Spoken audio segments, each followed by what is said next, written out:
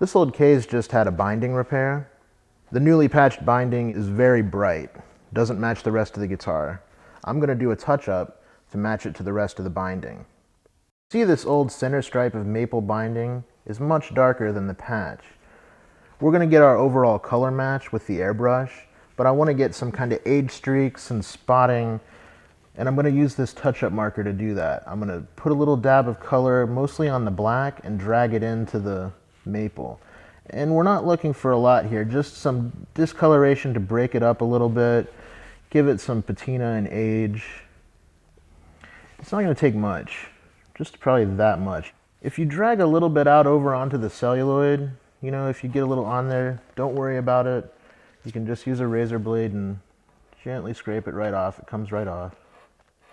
The finish that I'm touching up is really old, dry, not very glossy. So to do this touch-up, I'm going to use shellac. I chose shellac because I can spray it on thin, easily add color to it, and it bonds really well. I have some shellac mixed for this touch-up, and the flakes appear to be well dissolved, but I'm still going to hold it up to a light, give it a swirl, check. It looks good. I'm still going to run it through a filter before loading it into the airbrush. I won't be using the traditional mesh paint filter. If there are any suspended gelatinous globs of shellac flake, they'll seep right through this screen. This is a tip I got from Don McCrosty. It's a paper towel folded into a little funnel. You just hold it up, let it run through. Looks good. And that's enough to work with. Now we can move on to mixing some color. The first color I mixed was an amber for the binding.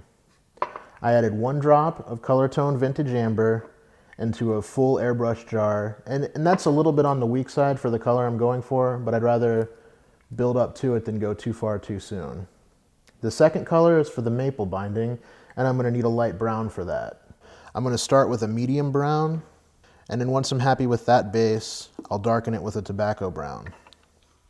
I've got my shellac here, and I like to just suck up a little bit of that medium brown, blow it into the shellac, gives it a little bit of a start to mixing it. Then I'm just going to see what we get here. This will be way too light. Yeah. Maybe you'll scoop up a little bit there. All right. Now we can add some tobacco brown into the mix.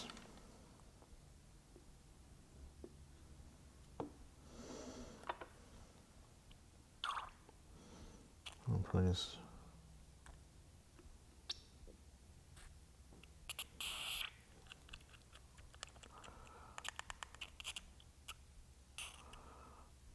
Yeah.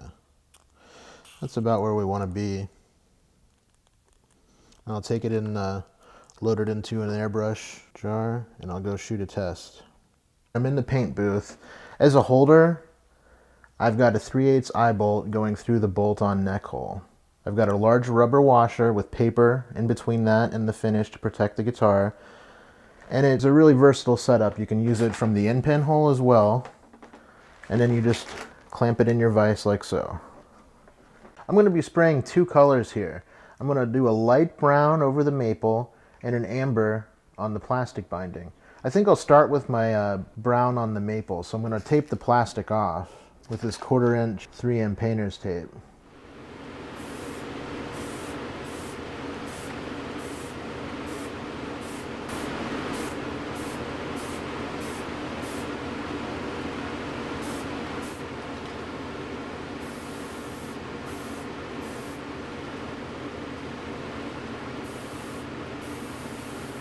Anytime you're spraying, you want to have gloves, respirator, and eye protection.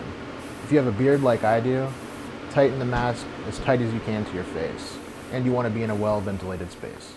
So let's unmask it and see what we've got.